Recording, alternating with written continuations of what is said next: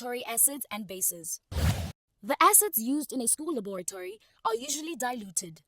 Some of the most commonly used acids are hydrochloric acid, nitric acid, and sulfuric acid. The acid bottles are labeled with a warning symbol for irritant. You must wash off any spills with plenty of water, as the acid can burn your skin. Laboratory acids are far too dangerous to taste.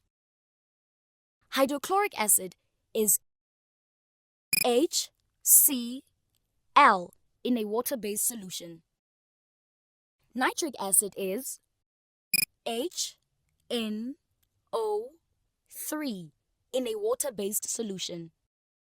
Sulfuric acid is H2SO4 in a water-based solution. Bases are also found in a school laboratory.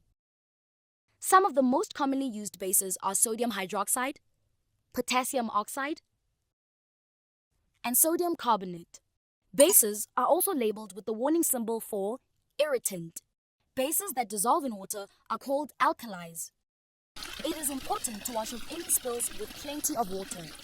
Sodium hydroxide is NaOH. Potassium oxide is K2O.